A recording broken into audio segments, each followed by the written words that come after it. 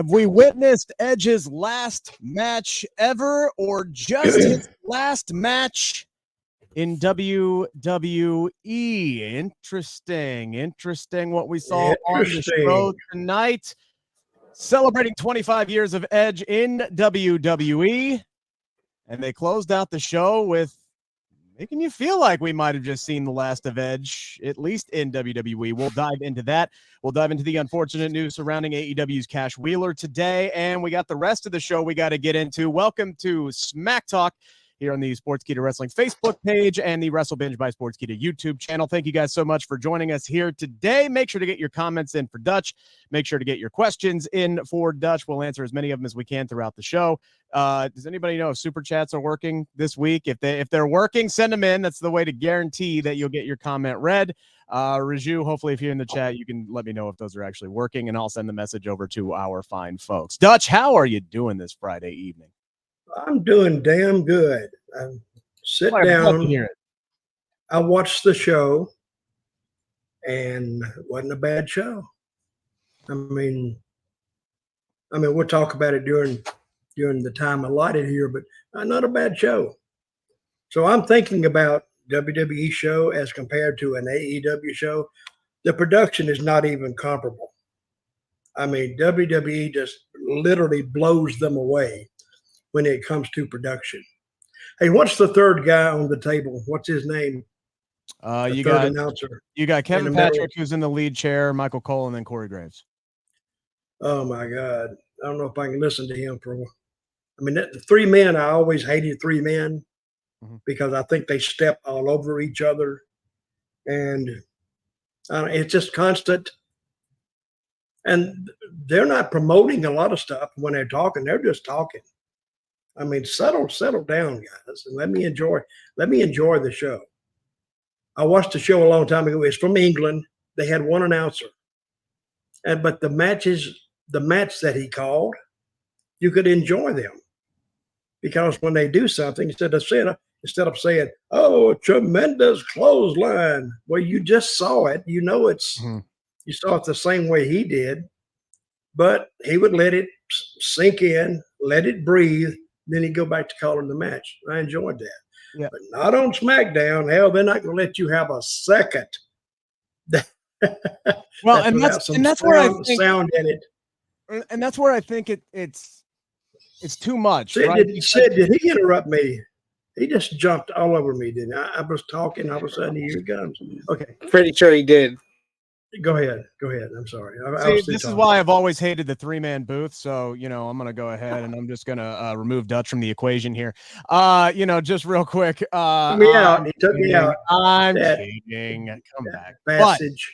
But it's difficult because I feel like whether they're doing it subconsciously or not, like all three guys are trying to have a big enough role to justify having three announcers on a 2-hour show. And that like you could say that having three announcers on a 3-hour show is worth it, right? Like, because you're talking so much on a 3-hour show. 2-hour show just flies by, and it feels like they're trying to cram too much stuff in. And Dutch, to your point, I do think Kevin Patrick tries to focus too much on the moves themselves and calling out what they are and naming them and saying literally what we just saw. It's not radio, it's television. We saw it. Michael Cole, I think, is there to try to develop him to say, hey, look, you're there to drive the story forward, because Michael Cole, every time he's talking, it's always some kind of storyline aspect to it. Or to give you the attendance. I heard that attendance tonight 14 times. 16,121. I got it. I got it, Mike. You got a lot of people in there. 91,000 tickets sold. 91,000 tickets sold for WrestleMania today, SP3. You almost think like there's some other company out there who's touting some 80,000 tickets that were sold for a certain event that's coming up 8 days from now. You think, right? You think that's the case. Oh, yeah. It's not like they have two events to sell all those tickets for. So, great stuff. But yeah, I get what you're talking about with the commentary table. But I would say this week, Kevin Patrick actually did a good job. I think they probably told him that they wanted him to talk more. They wanted him to talk more. this week, because some weeks it's like I don't even realize he's there because Michael Cole and Corey Graves are dominating commentary so much. This week it was Michael Cole that kind of took a back seat, and I was like, is Michael Cole there this week?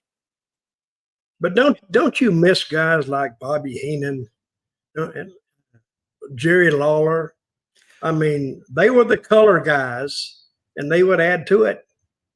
One was serious, and the other was kind of bullshit.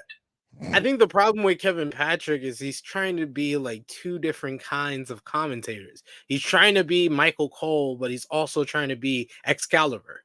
Excalibur is the guy who knows all the moves, that can announce all the moves, and he's very good at that, and that's why he can be the play-by-play guy. Wrestling is great when you can get a guy who knows the moves and knows what it means and knows that what that move has done in the past in previous matches between the two guys. They don't always do that in WWE, and Michael Cole doesn't always do that in WWE. So I like that as a change of pace when I listen to like Kevin Kelly and Ian Riccaboni, when I listen to New Japan or AEW Collision. I like that. But when it comes to WWE, yeah, that's what they're looking for. They're looking for someone to drive the story. But that doesn't mean that Kevin Patrick announcing the moves is a detriment to him. It's because that he's trying to split both hairs and do two things at once is where he has the problem.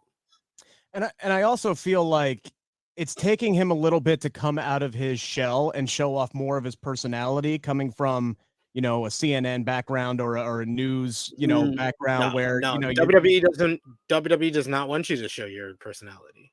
Like it took Michael Cole 25 years to show his real personality. Oh, what I'm saying is now they would want him to show. That's because he doesn't have a personality. No.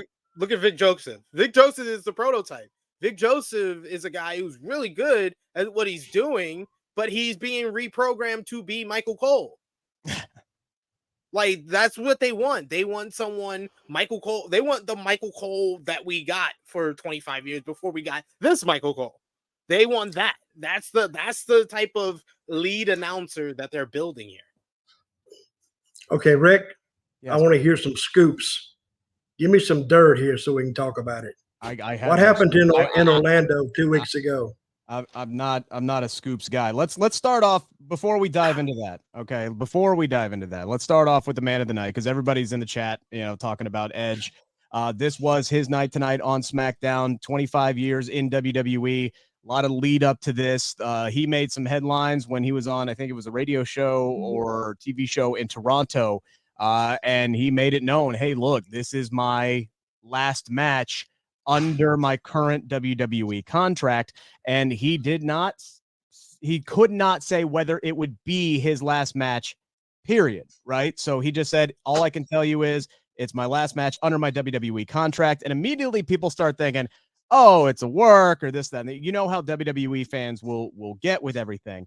But from the start of this show tonight, like, it really felt like they were building it up as a goodbye to Edge. They had these wonderful video packages that were put together with superstars of the past and present. John Cena was involved in that. Undertaker was involved in that. Some of his biggest rivals throughout his career.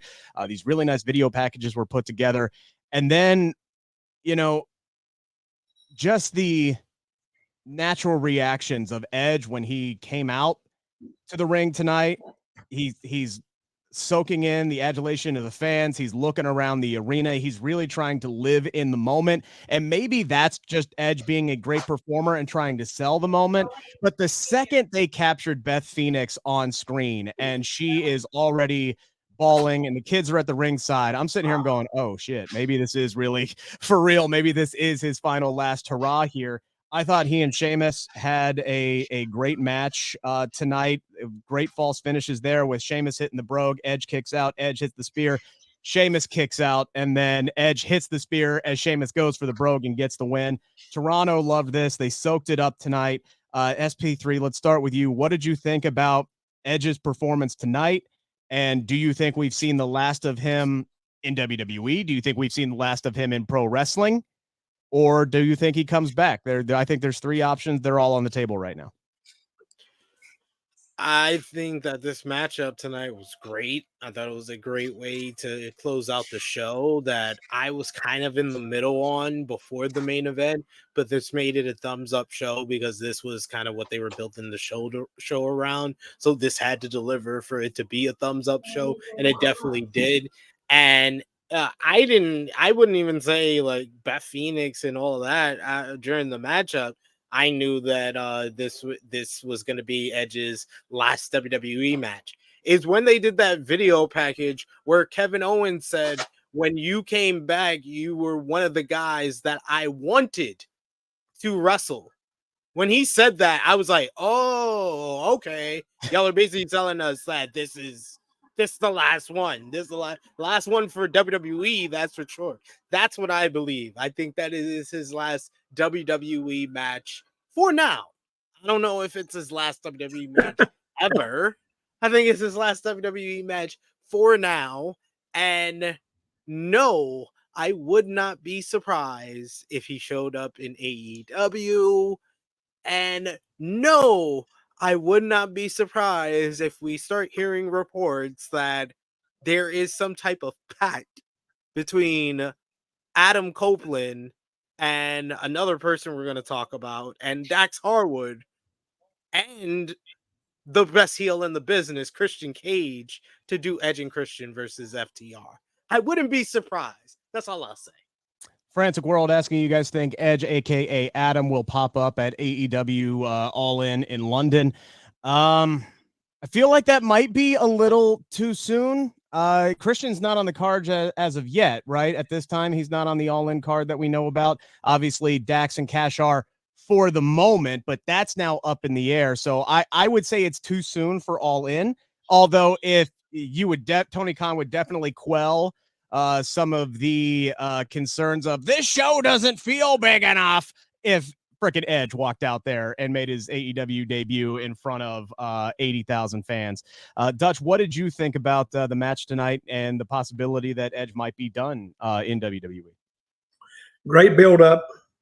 They delivered what they promised. It was his, if it was his last match, a great send off. I think him and Sheamus turned in a very controlled match, and the people were totally on top of it. Great shots of the wife and the kids. Mm-hmm. And you could feel it in the air, because if this is going to be his last match, what a way to go out. So, and then when it ended, the only thing I would have added to it is when it was finished, I would have sent the wife and kids in the ring with him and hugged him. I'd made a little tearful, emotional moment. But they didn't need it, but it would have been a nice little touch. Is he done? Never say never in this business, because now he's got a blank check to go wherever he wants to go, and the only place is going to put enough zeros on that blank check would be Tony Khan at AEW. I think him showing up in London is too soon, way too soon. But we'll see. Hey, I don't know the answer. Neither one of us know the answers. Hell, he may not even know the answer right now. But whatever happens, people will know about it, and it will have an effect, a big effect. I was going to say, Tony Khan, as we know, is a huge fan of professional wrestling, a huge fan of me? the past. Probably you as well, Dutch Mantell. I'm sure, unless he's heard some of your comments on this show, which I'm sure he has. But regardless, you're telling me Tony Khan is not looking at the possibility. You say Edge and Christian versus FTR. You're telling me Tony Khan may have an opportunity to do Edge and Christian versus the Hardys one final time, and he's not salivating at the idea. He's already got 3 of the 4 under contract. I never said he didn't want it. I said maybe too soon. I don't know. That. Yeah. No, what I'm saying is that I heard that from a little birdie. I just heard a birdie that told me that there is some type of agreement between friends to do that match. Okay. Well, it could always be a one-off. The question is, like, what would Edge's AEW name be? Like, would he just go out there as Adam Edge? Adam Copeland and Adam Edge. Or, you just have to you can use the Edge name, just Adam Edge Copeland. You just can't use Edge. That's it by itself. But you can use things around that. There's part of me that is sitting here because SP3, you and I talked about this when Christian came back and made his comeback a year after Edge did, and we got that fantastic moment in the Royal Rumble, and then Christian left, and then he showed up in AEW. I felt robbed at the fact that both of these men came back from what we thought were career-ending injuries, and we weren't going to get at least one more Edge and Christian match. As much as I want to see that actually happen and get a reunion, especially in front of fans, because when Christian came back, that was the pandemic Royal Rumble. Man, Edge after 25 years, us only seeing him in WWE, it would feel weird to see him in another wrestling promotion. That's not a knock against AEW, Impact, and it would just feel weird to watch that man wrestle for anybody else other than WWE. I don't know if anybody else feels similarly like I do, but it would feel awkward. I'm not saying I would hate it. I'm just saying it would feel weird to me. It wouldn't for me. He's not one of those guys for me. I don't know about everybody else, but like from his generation, I would say John Cena, Randy Orton. Those are guys that I would say, oh, if I ever see them not in WWE, that would be weird. Even from like, and it's mainly because when you look at the guys he came up with, the TLC 3, all of them had runs outside of WWE. So he's the only one left. He's like, and that's what makes it weird. He's the outlier. No, it doesn't make it weird. It makes it something that needs to be fulfilled. Honestly, as an Edge fan, as a longtime Edge fan, like watching that video package tonight, and watching, the beginning vignettes and how I was like, I remember being a kid and I was so interested in this guy, and then the Edge and Christian, they were my gateway to loving heels in this business, and that 5-second pose. So as a longtime Edge fan for over 2 decades, I need to see this, people. I'm sorry. I'm going to be selfish. I need to see just one match. Just give me one match. I'll be fine. It doesn't need to happen again. If he wants to show up in Wembley and have that one match and get it done there, shoot. He could come back to WWE in a month. I don't care.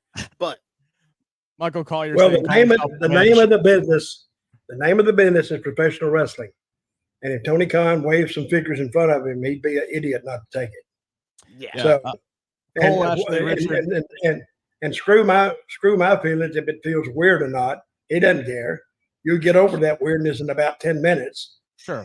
So when you see him there, but I hope he does. He'll do what's right for him and his family and the rest of his career. But I've enjoyed him too. Really, he's a great talent in that ring.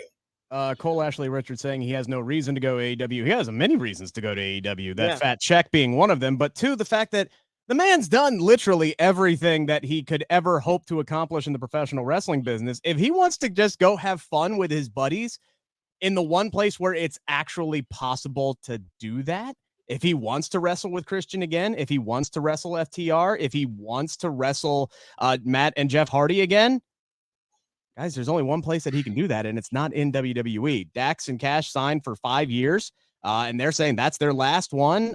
Christian's still under contract. Matt and Jeff are both still under contract. Like, if he wants to go do that, he's got to make that jump over to AEW.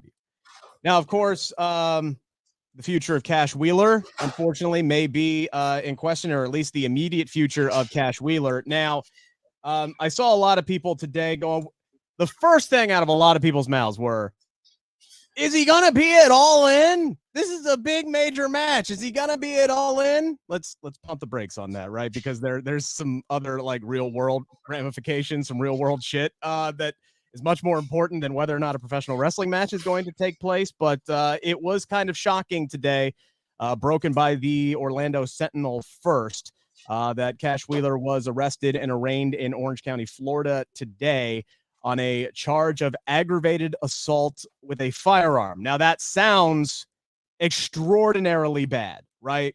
And it does. And I have read the police report, and it's not a great read, but I think people will hear aggravated assault with a firearm and think that maybe he fired some shots, maybe he pistol whipped somebody. As far as we know in the police report, there was no actual physical contact with anybody. It was simply a road rage incident, alleged road rage incident in which Cash is accused of pointing a gun at another driver. Now, in the state of Florida, that carries the weight of an aggravated assault charge, which is a felony. It is a very serious allegation. And yeah, man, it not passing. So what happened? Innocent until proven guilty. So what happened, according to the police report, is the driver who filed the report saw a Jeep Cherokee, I believe it was, weaving in and out of traffic, driving like a bat out of hell. This driver pulled over to the right side, and then the Jeep Cherokee, instead of going off to the left and passing, decided to go onto the shoulder and pass him. And as he was flying by him on the right side on the shoulder, the driver said he saw a bearded man pointing a semi-automatic handgun out of the window at the driver.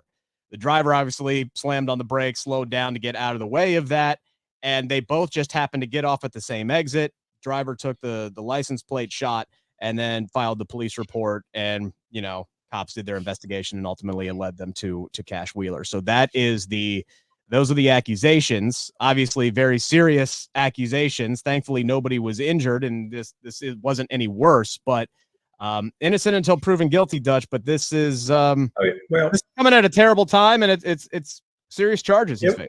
It won't keep him out of UK because there's nothing to keep him out of UK on, because he hadn't been convicted. Just because he's charged doesn't mean he can't leave the country. No, that match will take place. And nothing will happen about this. It's one guy's word against another guy. And whether he saw a gun or not, again, I didn't have it. I saw it. So I think they're just going to throw it out. But if he had a gun, he got to watch that. I mean, you can't be hot-headed like that, because who knows? You may not intend to use yours, but another guy that has one might intend to use his. So playing like that on the highway, I wouldn't recommend. So I don't think anything will happen over there. It reads a lot worse than it actually is. So yeah. SP3, your reaction? Yeah, when you read everything out there, I just saw the report kind of around 10:30 a.m. when the Orlando Sentinel kind of released everything, when there was a lot of information. We just knew that he was arrested. Then more information came out about it happening about nearly a month ago now, because next week is the end of August, and this happened at the end of July. Beginning of so not the best look and not the best timing for all of this to come out, and especially with all the drama and such a weird week when it comes to AEW, when it comes to up and down news, when it comes for AEW. This is up there with a lot of their weeks in 2022, with all the information that came out about CM Punk and all the drama that he was causing with AEW Collision.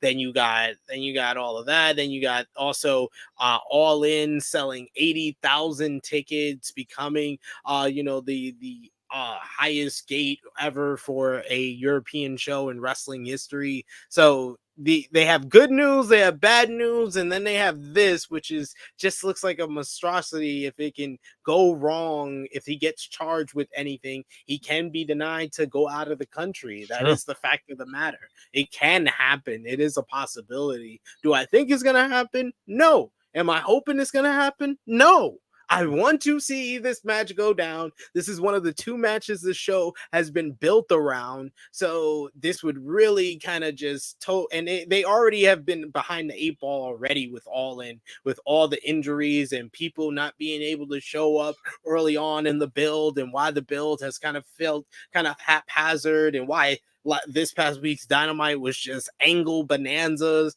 with all of the angles being the same basically throughout the whole entire show. So that was a mess. So All In, they have been behind the 8 ball already with that. So this is just adding to an already kind of combustible kind of situation in AEW right now.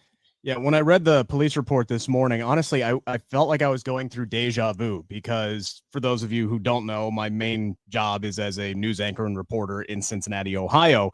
And we literally just went through a 4-day trial with Bengals running back Joe Mixon, who was accused in January of brandishing a handgun in a road rage incident in downtown Cincinnati. Very similar type of situation. And the difference for me here is Florida law versus Ohio law. I don't know how that's going to affect anything, but Joe Mixon was only charged with a misdemeanor count of aggravated menacing. He allegedly cut this lady off. He flashed a handgun, made a threatening comment like, I should pop you, the cops can't catch me, and then drove off. And this was actually on his way to the team flight. And then the next day he ran for 105 yards against the Buffalo Bills in the divisional round of the playoffs, right? So, if that's what gets him crazy, all right, whatever, still. But at the end of the day, they had video of it. They had eyewitnesses. They had all of this. And they still found him not guilty on Thursday because they were not able to prove beyond a reasonable doubt that he actually brandished a handgun and said what he said. If he'd have done that in Florida, they'd already give him 6 months in isolation. They don't play around down here. But so I don't know what the difference is between Cash, but like you said, Dutch, that's just one example. These he said, she said, or he said cases, it's really hard to prove guilt beyond a reasonable doubt. And that seems to be literally the get out of jail free card for some of these folks. So it's going to be interesting. Do I think for a second that Tony Khan is going to pull Cash Wheeler from All In? Hell no. Would I put money on the Young Bucks winning that match? Hell yes. I would put money down. I would do that. I would do that. Especially if he hasn't, if he's going to be charged and he just hasn't been charged just yet before the show. Then the wise decision, Tony Khan, is Young Bucks win this trilogy. Yeah, because at least Joe Mixon had the offseason to kind of deal with all his legal issues. Maybe you should take FTR off of TV for a little bit, or at least Cash, and let Dax and Punk keep doing their thing on Collision. Go ahead, Doug. What are the matches that are advertised for All In? So you got FTR versus the Young Bucks for the AEW Tag Team titles. Your main event is Adam Cole and MJF for the AEW World title. You have a 4-way for the Women's Championship between Hikaru Shida, Dr. Britt Baker, DMD. Who else is in that match? Saraya and I'm sorry. It's Dr. Britt Baker, DMD, Hikaru Shida, Tony Storm, and Saraya. And we're going to have Stadium Stampede. Blackpool Combat Club's going to be involved in that one. And there's a few others that have actually been announced. CM Punk for Samoa Joe is supposed to be on this card. So honestly, I like what Tony Khan has done in the fact that he's really taking their biggest show ever and showcasing the full-time talent that they have, Dutch. It's like, hey, look, here's what we have on a regular basis. We're going to put them out there on the grandest stage. And most of the complaints that I've heard about from people is it doesn't feel like a grand show. It doesn't feel like a spectacle because they're not bringing in these big part-time names or celebrity appearances, which is kind of like the same people who would complain about WrestleMania being about the Brock Lesnar's and the Logan Pauls. I've been seeing a lot of that, and it's like you can't have it one way or the other. I like the fact that they're focusing on the main roster talent that they have currently. Well, he sold how many tickets for a one-day show? 80,000. So the people in the UK are telling Tony Khan, okay, we want to see your stuff. So hopefully you keep bringing it. So I think that the main matches have been well booked, but I will say that if Tony Khan had his way and we had luck not be against us, and we would have got what was reported to be Kenny Omega versus Bryan Danielson 2 on this card, I think everybody would not be complaining as much if that was on the card instead of Kenny in a trios matchup. And that's a fair point because there's nothing why didn't they make the card? Bryan Danielson has a broken arm. Okay. Yeah. So I quit watching the show, so I don't know. And I was glad to not watch that show. So Yeah, he fractured his forearm about as clean, or not fractured. He thought it was a fracture at first. He broke that sumbitch in half, and still wrestled another 12 minutes versus Okada at Forbidden Door. Let's go to the top of the SmackDown show. We start off with the Grayson Waller effect, gentlemen, and I felt like Grayson was in a groove tonight. He seemed like he was having a lot of fun, really enjoying himself with the crowd. Made the cheeky little comment to Beth Phoenix sitting in the front row. His guests tonight are Rey Mysterio and Santos Escobar, and he's immediately trying to create the controversy, saying that Rey stole Santos's opportunity, stole the United States title. We get Austin Theory out there interrupting, saying he got played, wants Adam Pearce to give him his belt back. Pearce comes down, but he's immediately interrupted by LA Knight. The Toronto crowd goes absolutely insane, and that sets up a Austin Theory versus LA Knight #1 contenders match. Before we get to the match themselves, the match itself, I thought this was a pretty hot opening tonight. It made it feel like the United States title was in a bigger spotlight than it's been at least since before WrestleMania. Dutch, what'd you think about the open? Oh, I like the open. And I knew they was going to bring LA Knight out there somewhere because of his reception. Put him on first. That warms that crowd up. They stayed warm, and they did a finish out of it that programs LA Knight farther along, and we'll see where that leads. But I guarantee, what's the next big pay-per-view they got? Payback, September 2nd in Pittsburgh. You think they'll put the title on LA Knight there? Or well, I don't think so. No, because I think they're working. That's what they're working for. So I don't know when they're going to do it, but yeah, he says it's going to happen eventually. SP3, I feel like it has to happen eventually, but we get the Miz that comes down here because the Miz is now allowed on every show since he's feuding with LA Knight, who's allowed on every show, and Michael Cole's on every show. So that was the Miz's excuse. I did like him on commentary tonight. I thought he had some good lines. What are the rules? What are the rules? Welcome to the WWE SP3, where the rules are made up and nothing matters. So the Miz is out there on commentary. You knew eventually this was going to lead to some kind of interference in the match. Now, I thought it would lead to a disqualification. It did not, because unfortunately, LA Knight just became the latest in a long line of people to suddenly come down with dumb babyface syndrome. It can strike at any time, anywhere, and it hit even the megastar tonight as he spent way too much time trying to throw the Miz over the top rope, ended up getting rolled up, grabbed the tights. Austin Theory wins. So he gets another shot at Rey Mysterio. So I'm a little conflicted by this because Dutch, yes, you're right. It's one of these things where he got screwed. He got cheated. They're trying to get more fan support behind him. I see people in the chat saying more 50-50 booking, WTF.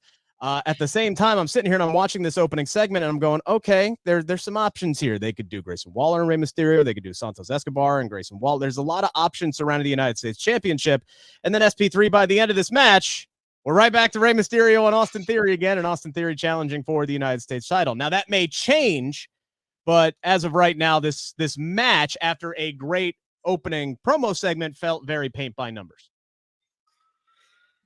I mean, I like that endorsement. I like that endorsement. Everybody's been very positive about this show so far, so I don't want to be a Debbie Downer, but I had some issues here. First of all, what is with WWE that every overact in this company has to have dissension? Judgment Day, Bloodline, LWO. Now that he's in LWO, really? Now it's Santos. Santos breeds jealousy. SP3 is jealous. Success breeds jealousy. Can we get one group in this company that's all right? Even Imperium is teasing dissension. Like, can we get one group that just gets along and it's over? The reason I'm specifying and it's over because I know somebody out there will remember the OC is on this roster here, this, even though they were on tonight's show, they get along just fine, but they're not over. I mean, no, I was gonna say New Day personally, but that's like the one. That's a tag team. Well, Big E's still a part of the group. He's just not. I mean, he's not here. He's not here. Even Dakota's here. Dakota's injured. She's here. She's not here.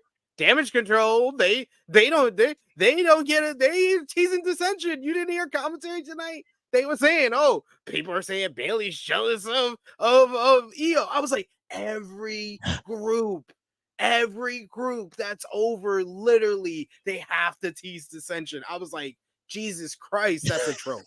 Why are we relying on this trope? So I wasn't too thrilled with that being kind of the point of the conversation between Grayson Waller and LWO. Austin Theory, I thought he came all right here. He's a heel. He comes off annoying. He's young. And LA Knight was great. LA Knight was the best part of that promo segment. As far as the match, it was just fine. The finish, Miz and LA Knight, I'm just like, this feels like they are giving LA Knight. That's a fill-in. Exactly, that's but a 2-week deal. It feels like they're giving our boy LA Knight the NXT babyface call-up starter pack. That's what every babyface that gets called up from NXT, they feud with the Miz, and then eventually they move up from there. And he's been here for almost a year. What are we doing? Well, LA Knight is going to get there because 2 weeks ago. Exactly. LA Knight is going to get there, and I guess they want to give him a win over the Miz to give both of them something to do for a while. And that's the way it's going to go. I think most of the wrestling fans watching this, they kind of understand it too, like we do, and said, "Oh, more of the same, more of the same." What I found interesting about the match was that clothesline over the top that LA Knight wanted to give Miz, and he finally got him off. I think Miz's suit coat worked against him on that one, unfortunately. Something. He was too high or something. It didn't work, but they got through it. So, and sometimes things like that, you notice them, but they at least pull it off. But and I agree. Say what now? I said they had a few of those on this show of like they did that. Muscles. Yeah, we'll get to the next one here that I know you guys are going to want to talk about. But before we move on from this, and by the way, Rey Mysterio versus Grayson Waller was announced for next week's SmackDown. So I think there's at least a chance, and there were reports today that Triple H has a big triple threat match planned for Payback. Maybe we get, instead of Austin Theory versus Rey Mysterio, maybe it's Austin Theory, Rey Mysterio, and Grayson Waller that is mixed into that matchup as well. We'll see what happens after that match next week. That would be a good spot for Waller to give his rub to everybody. But I did find it interesting tonight because we got some video packages on the Bloodline dissension, right? The meltdown and everything that happened last week. Jey Uso quitting WWE. We found out from Paul Heyman that Jimmy will be back next week on SmackDown. But throughout this promo that I thought was just, it was really, really good. And you could just see how much Paul Heyman likes working with Kayla and, poking at her and, pushing her buttons and this, that, and the other thing. But the fact that Paul Heyman is taking shots at LA Knight, is that like a look into the crystal ball, a look into the future here? At some point, they're going to cultivate that and come back to that. Oh yeah, that's the key. When he's endorsing him is what he's doing by even mentioning his name. So if he's mentioning his name with the top star, so that means LA Knight is on his way, because we knew that anyway. It's just when. So. And I'm glad tonight that they didn't push that bloodline story more, because I think last week left a lot to be desired. So they're going to let that die down. Then they got another week to think about it and how they're going to bring it back together. Because I don't think that whole finish last week really actually worked like they thought it would work. But and let it die down. But I mean, the story's not dead. They just got to bring it back to where it's believable again. And still, there's a lot of things they can do in that. I did like the Paul Heyman interview tonight. It was, what's the proof? What's the proof of what you're saying, Dutch, is the way they did the edit of the Jimmy Uso promo, where they're basically trying to retcon the SummerSlam turn. The SummerSlam turn. This man did that turn with no remorse, with malice, to him and then turned around 5 days later and said, I did it because I love you. It wasn't like Shawn Michaels giving the super kick to Ric Flair. When he gave the super kick to Jay, he could have been like, could have showed the emotion like he didn't really want to do it and then do it. That changes everything, and it makes what he says on SmackDown make sense. I was like, I thought of that over the last week. I was like, there's so many problems with that segment. I agree with Dutch. Yeah. It was a wise decision to let it die down and just do this Heyman promo this week. Well, I'm interested to see what they come back with. How they're going to put this back together, put it back on the tracks. Because I think right now it went off the tracks a bit, so they got to put it back on. So we'll see. Ozzy asking, did Jay sign with AEW? No, he did not. Yeah, although I heard he did. Yeah, they did move him to that was just a rumor though. They did move him to the alumni section of WWE.com, but just to let you guys know how accurate that is, I'm pretty sure Sasha Banks is still listed as an active competitor on the SmackDown roster. So, there is that. That does remind me, though, Dutch, somebody else did get moved to the alumni section of WWE.com this week. One Lacey Evans, who said she is done. She is done with WWE. I'm pissed. Lacey Evans, I was a big fan of hers, but she made somebody mad or made somebody on creative. They didn't see it, but I think she had all the tools. She had the looks. She had the ability. She had the talk, but somehow somebody didn't like her, or she wanted more. I don't know, but it didn't work out. But I think we'll see her back in WWE in a couple of years, no matter where she goes. Oh, hey, they finally moved Sasha Banks from the roster page. So there we go. She's not there anymore, but she was there for a long time. Anyway, SP3, I think when it comes to Lacey, man, it was just one too many refreshes after another. And it's like she would finally get a little bit of momentum going. And then it's like they would decide to cut bait and try something completely different. Like when Triple H took over, she was working. She was a heat magnet. This thing where she was coming down to the ring and commanding respect and saying, you should respect me for what I've done for this country. And I demand that you stand. She was getting some of the loudest boos on the show, some of the biggest reactions of the entire women's division on SmackDown at the time. And then they just pulled it and they started to bring her back as this Sergeant Slaughter type character that did not have Sergeant Slaughter's approval. And then it was like, all right, well, we're going to pull you from TV. And apparently Lacey was like, all right, well, I'm just going to ride it out until my contract's over. And now she's Macy something or other. I forget what her new last name is, but she goes from Lacey. Ask you a question. Yeah. Why would they need Sergeant Slaughter's approval?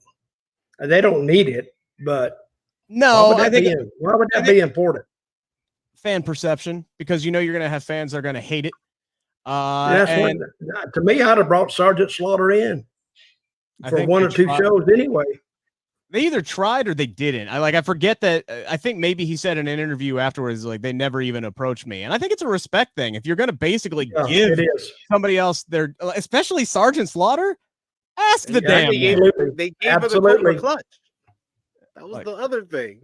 It wasn't just the gimmick and the look, or just the sergeant gimmick or army gimmick, which she's very in her right to do, because she Marines.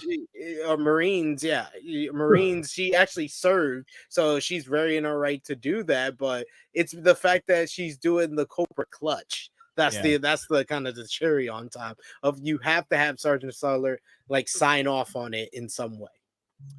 They could have got that done had they wanted to. Lacey's out of WWE. Yes.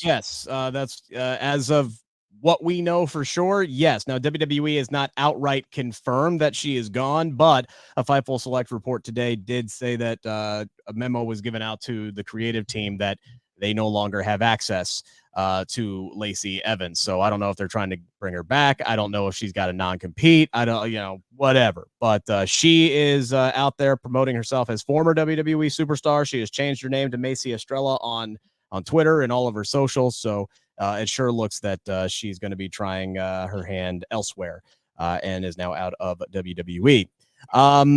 Lot of time tonight for the women's division. Damage Control in a tag team match tonight against Charlotte and Bianca Belair. And until before we go into the finish and the ramifications thereof, you guys alluded to it earlier. I thought this match was fun, with the exception of that awkward spot in the middle there, where they're setting up the obvious hot tag spot. Charlotte dives to hit Bianca's hand and misses, and then she just lays there. And then Bayley is telling Io, go run into the corner, and start things and just try to do a spot and not stand there and look stupid. Now, I'm not saying this is necessarily Charlotte's fault. It was a loud crowd. She didn't know that she missed the hand. Shit happens in the ring, Dutch, you know that. But this came off very awkward. Seemed like Io didn't know how to kind of get things back on track with Charlotte at that point. I give a ton of credit to Bayley on the outside for kind of taking that ring general spot and really kind of controlling things and getting the match back on track and getting to a hot finish. This was a hot mess of a spot, though. I feel like Jessica Carr should have just said, yeah, you got the tag and moved on with it, but hindsight's 2020. This is just one of those things where shit happens, Dutch, right? Oh yeah, things like that happen. So, but the referee's not experienced, and Bailey's in there working with some inexperienced people, and so is Charlotte. So it is what it is. They tried to make it work the best they could. Did I miss something? I thought Charlotte and Bianca Belair, yeah, they were mad at each other. I missed something or what?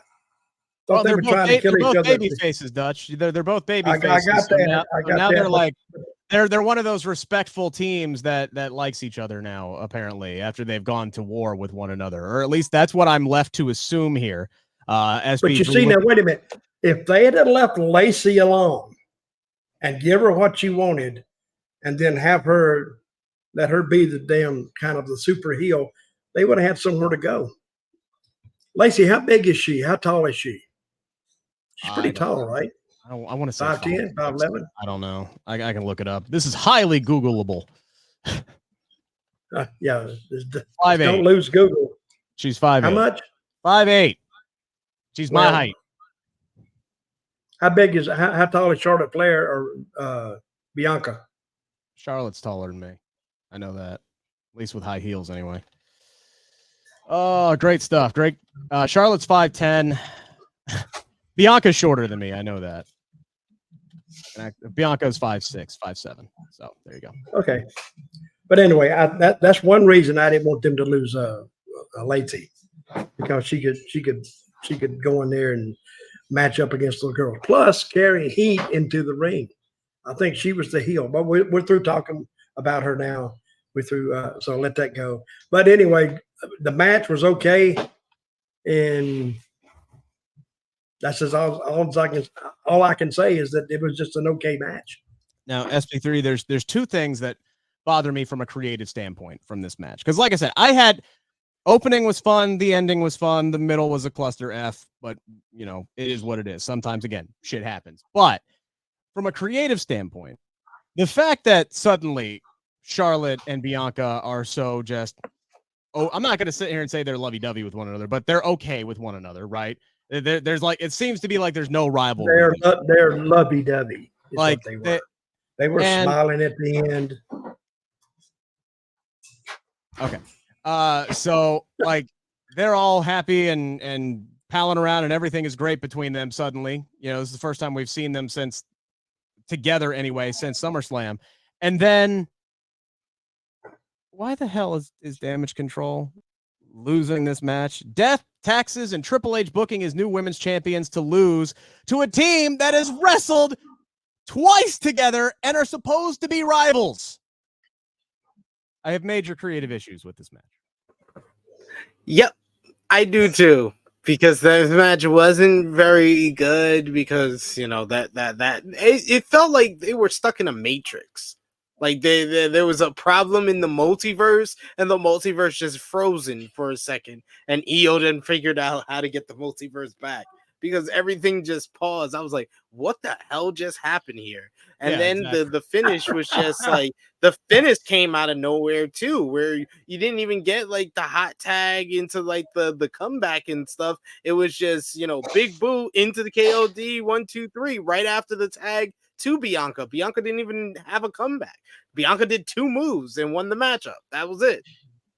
That's it. I was like, I'm agreeing okay. with you, Sid. I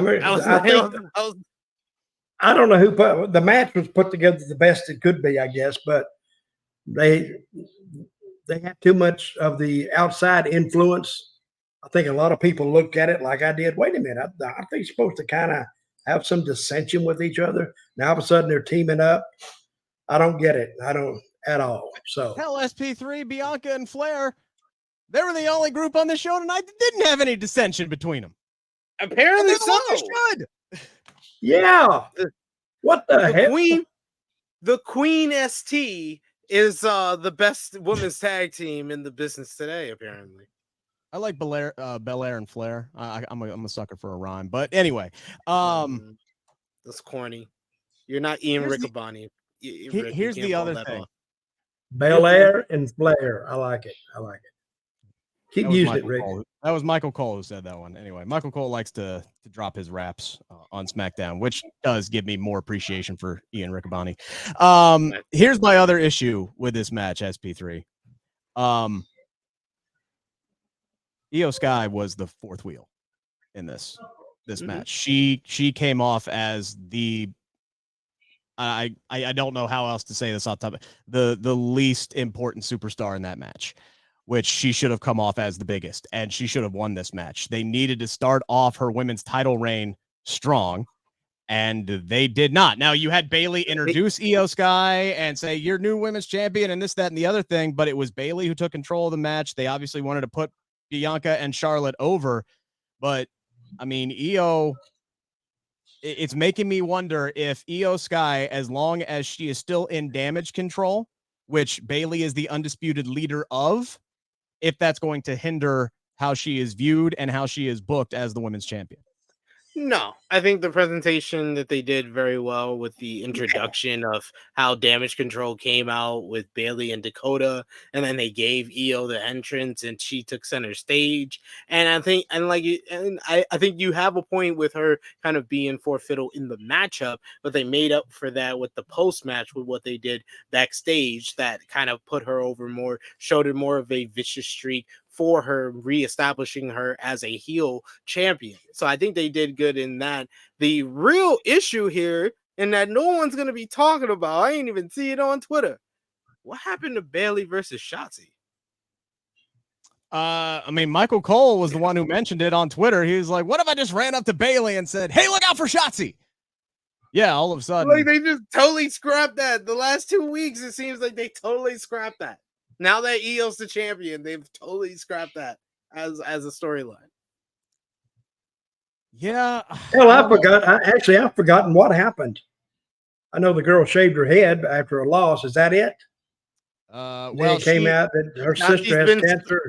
Shotzi had been stalking her for weeks. Coming at her with clippers and stuff like that. She's been, crazy. That's gone. Forget it. That's what they do. That's what they do. If they don't have a plan, put it off. And then what happens is they go and they don't bring it back and put any thought. So the next week it's actually gone. I mean, it's almost like a spur of the moment booking sometimes. And sometimes that works. But I don't know how much plans they had for it in the beginning. But yeah, it's out of people's minds now. So they would have to go back. They would have to actually do maintenance on it to bring it back. I'm going to ask Dutch Mantell to teach a class to Tony Khan, Triple H, and Vince McMahon on how to book women's wrestling. Because it seems like none of these guys know how to do it anymore. It's not that hard, guys. You just tell a story. And sometimes you tell a story inside of a story and you keep it together. But what happens is it's scattered out. So once you put it in the shotgun and do the buckshot with it, boom, it goes everywhere. And none of it lands. I will give them credit. They did give the women a lot of time on the show. They did. With the matchup. They did. So thumbs up for that. I'll say this much too about Triple H. He does, especially with SmackDown, since it's a 2-hour show, the stories almost get booked on a bi-weekly basis, right? Like 1 week it's going to be, okay, here's the AJ Styles, Karrion Kross, and a few other things. And then next week, now we're back. Please, to don't ever bring that back. But you know what I'm talking about. Like, don't wish that evil on us, please, Rick. Yeah, but please. you know what I'm trying to say is here's the bloodline they're on every week, and then all the stories below it are there on a somewhat bi-weekly basis.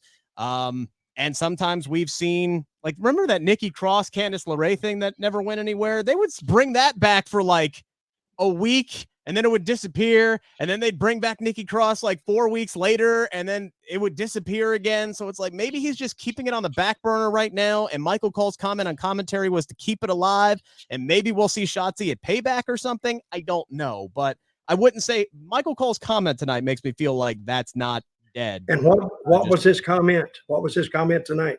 He looked, I think he was talking to Corey Graves. He said, hey, what would happen if I just ran over to Bayley and said, hey, look out there, Shotzi? That was it. So. Wait a minute. Oh, I got it now. They're going to do something with it. Oh, Lord. Hey, we spend more time trying to go behind the scenes to find out what creative is thinking than we do sometimes analyzing the matches. So who knows what they're going to do. But I will say this, regardless of what they're doing, the show was about 10 times better than it was a year ago. It really is. Yes or no? I would agree with you. Yes. Because the storytelling is better, Dutch. And that's the thing. I can sit here and try to look at Sid is saying no. Yeah, well, Sid and I disagree on everything, so it's fine. But no, it wasn't better than a year ago. A year ago was Triple H just starting out. That was great. This was all right. This was all right. I think you know what he meant. But no, but I know he's talking about the Vince McMahon era, but we gotta realize this is Triple H. He's been here for over a year now. A year ago, it was really, really good when Triple H first started out. I don't know if I feel that way anymore. Well, we have a naysayer here, Rick. Well, I'll say this much. No, it is better. We used to pick every match apart. Yeah. Because every match didn't mean nothing. That was a year ago. But we can now judge Triple H to Triple H. We've been doing the whole, okay, we could compare it to the Vince McMahon time, and Triple H is much better than Vince McMahon. The bar was at the center of the earth. Let's stop doing that. High bar. Let's compare Triple H to Triple H. And in my opinion, a year ago when he first started out, he was much better. He was trying new things. He was trying to get new fans back involved. And that's the reason why WWE is on a successful run right now, is because Triple H was very, very great when he first started out, when he took over in late July. And a year ago, we're in August now, ladies and gentlemen. A year ago is his first starting out. We got to compare Triple H to Triple H. And I would say a year ago is better than this. Okay. Yeah. I don't necessarily agree, but it is better than a year ago. Back when we first started this show, Dutch, yeah, no, that was not a very high bar at all. And I think people were just literally Triple H made like 3 moves on SummerSlam, and everybody was like, oh, this is instantly better. And like, seriously, it was like just no-brainer type stuff for sure. Before we wrap up, let's talk about the one match we haven't talked about yet. Street Profits against the OC. They debut some new gear. They debut a new finisher, which was a spine buster into a neck breaker combo. They get the win. The Profits do, and celebrate with Bobby Lashley afterwards. I am wondering, though, if this is just kind of the slow integration of a new presentation total for the Street Profits, because the music and the solo cups and the vibrant entrance and everything doesn't seem to kind of fit the vibe of what they're trying to go for with this new group. Anybody else think the same on that? No, I like their new outfits. I like their new suits they wear out there. I like that. And was there any doubt in anybody's mind when the OC walked out there who was going to get beaten this one at all? No. So I think the match went more than it should have gone, to tell you the truth, because the Street Profits ate them up. I thought it was over when Montez hit the frog splash. I was like, damn, that was a quick squash. And then it kept going for at least a couple more minutes to debut the new finisher. But I thought the match was fine. It's a win for the Street Profits, which they haven't been getting a lot of those lately. But man, this is going to be a slow build with what they're doing with Lashley. And I'm excited to I'm eager to get to the destination at this point. I don't know what it's going to be, but I'm eager to get there. So they're baby faces, right? I don't know. They attacked half the damn tag team division, heels or baby faces. So and they technically face baby faces tonight. Yeah, they're what? Yeah. Their face. They face their baby heel baby faces. They would be the definition of a tweener at the moment. They are just. We don't know. That's the thing. We don't know what they are. SP3. We have no clue what they are. They're two dudes who are hooked up with Bobby Lashley because they want to improve their careers. That's all we really know. I like the new gear. I like the new finisher. Other than that, will I remember this in a week? I don't know. No, it was the slowest match of the night because it didn't have my interest. I don't think it had a lot of fans' interest because they hadn't done anything really. So let's see where it leads. See what they do next week with it or in the future. Juan Polino saying bring back Bobby Roode. Bobby Roode is still injured. I believe it was neck fusion surgery that he had. Yeah. He is not going to be cleared for at least until sometime in early next year. He is back though, backstage as working as a producer now. So they brought him back in some capacity. So I'd love to see Bobby Roode back in a ring one day, but it's not going to happen this year, unfortunately. SP3, so he's a producer in the back now. Yeah. What is who's the guy that played Brutus Magnus in TNA? What's his name? Nick Aldo. What's his name? Nick Aldis. Yeah, Aldo. Is he going to WWE or is he already there? He's gotten a tryout as a producer last week. A tryout as a producer. Mm-hmm. I don't get it. You either can do it or you can't. I don't know why they would give him that. But tryouts typically run a while. I think we'll see him in the ring though. He's too good. He's too good a talent to let him waste his. Well, he's got talent anyway, but yeah, I would put him on camera. He's got He's got 5-6 more good years in the ring. So yeah, at least. Yeah, when I heard he was coming over as a producer, I'm like, boy, that just gives me LA Knight as a manager vibes, like all over again. Like, what the hell are we? Thunder Rosa as a referee. Yeah. Oh, goodness. SP3, what you got going on True Heel Heat this weekend? Check out True Hill Heat Flagship Podcast tomorrow, 11:05 a.m. Eastern Time. It'll be myself, Miss Chrissy Love, True Draw Josh. We got special guest Blue of For Your Wear, and we're celebrating our 6-year anniversary. So come over, celebrate with us, the True Hill Heat Flagship Podcast, and check it out in I think 10 minutes. Yeah, 10 minutes on the True Hill YouTube channel. A preview of New Japan Pro Wrestling All-Star Junior Festival USA, as well as Impact New Japan Pro Wrestling Multiverse United 2. Check out that preview. I'm going there right now. And everybody else needs to go there too. So if you're trying to find me, Dirty Dutch Mantell with 2 L's at gmail.com, write me and I'll usually write you back since I'm not doing anything else. You can pick up my podcast on YouTube, Storytime with Dutch. I got 91,000 subscribers. I'm trying to get to 100, so go over there and subscribe so I can try to climb the ladder here a little bit. And you can find me on Facebook and what's that other thing they got, Instagram? I'm on there, but I don't spend a lot of time there. So if you're looking for me and if you want my book, it is for sale. Just write me, Dirty Dutch Mantell, with 2 L's at gmail.com, and I'll get back to you. Dutch Mantell's social media is X-rated, so you can find him at X at Dirty yes. Mantell. Yeah, you can find me at X That's very hard to say now, right? Oh, find me on X. What the hell? I like I'm on X. That has multiple meanings. So, just throw it out there. I'm on X. Elon Musk said today, I read, buying X or Twitter was the best $44 billion he ever spent. Not a high bar there. No, $44 billion for that. Oh my God. Man, could have ended world hunger.